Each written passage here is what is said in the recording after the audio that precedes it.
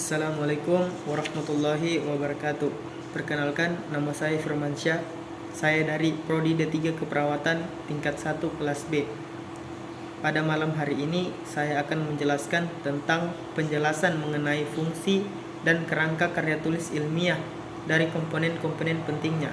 Yang pertama, komponen pertama yaitu latar belakang. Latar belakang ini berfungsi memberikan konteks dan alasan penelitian, yang dimana ini menjelaskan masalah yang ada dan mengapa penelitian ini penting untuk dilakukan. Yang dimana kerangkanya yaitu deskripsi topik yang relevan. Yang kedua, uraian masalah yang ingin dipecahkan. Yang ketiga, data atau fakta yang mendukung argumentasi penelitian.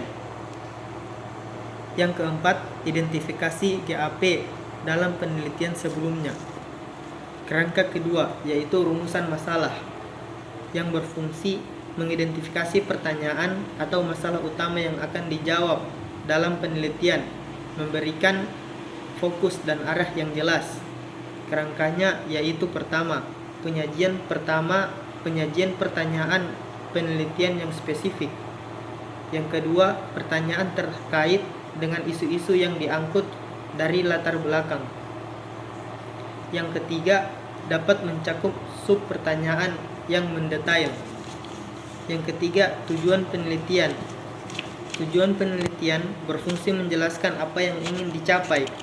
Ini menetapkan kerangka atau kerangka kerja untuk penelitian. Kerangkanya yaitu penyebutan tujuan penelitian.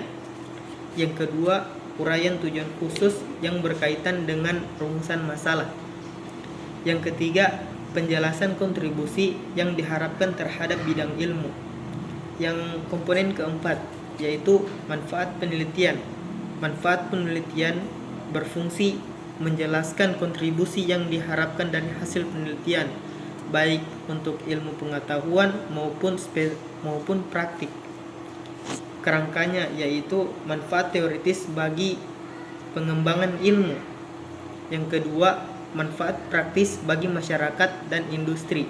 Yang ketiga, potensi aplikasi hasil penelitian untuk menyelesaikan masalah tertentu. Yang kelima, komponen yang kelima yaitu kajian pustaka. Kajian pustaka berfungsi memberikan landasan teori dan informasi dari penelitian sebelumnya yang relevan dengan topik, yang membantu memperjelas konteks penelitian. Kerangkanya yaitu uraian teori yang mendasari penelitian. Yang kedua, tinjauan terhadap penelitian sejenis yang telah dilakukan. Yang ketiga, identifikasi kontribusi penelitian terhadap literatur yang ada. Yang komponen keenam yaitu metode penelitian, yang berfungsi menjelaskan cara prosedur yang digunakan untuk mengumpulkan dan menganalisis data. Ini penting untuk memastikan validitas dan rehabilitas penelitian. Kerangkanya yaitu deskripsi desain penelitian seperti kuantitatif, kualitatif, dan campuran. Dan yang kedua, populasi dan sampel yang diteliti. Yang ketiga, teknik pengumpulan data seperti survei, wawancara, observasi, dan lain-lain. Yang keempat, metode analisis data yang digunakan. Komponen ketujuh, hasil dan pembahasan, yang dimana ini berfungsi menyajikan temuan penelitian dan menjelaskan makna dari hasil tersebut. Ini membantu menjawab rumusan masalah. Kerangkanya yaitu penyajian hasil penelitian secara sistematis dalam bentuk tabel, grafik, dan narasi. Yang kedua, pembahasan hasil dalam konteks teori dan kajian pustaka. Yang ketiga, keterkaitan antara hasil tujuan penelitian. Yang kedelapan, simpulan dan saran.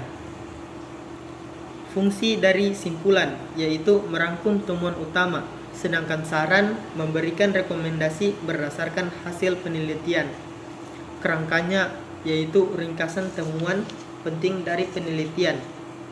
Yang kedua, implikasi dari hasil penelitian. Dan yang ketiga, saran untuk peneliti selanjutnya dan rekomendasi praktis.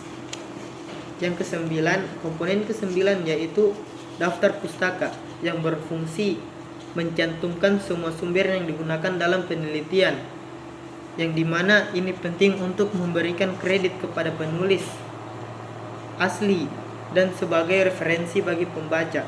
Kerangkanya yaitu penyebutan semua buku, artikel, dan sumber yang dirujuk.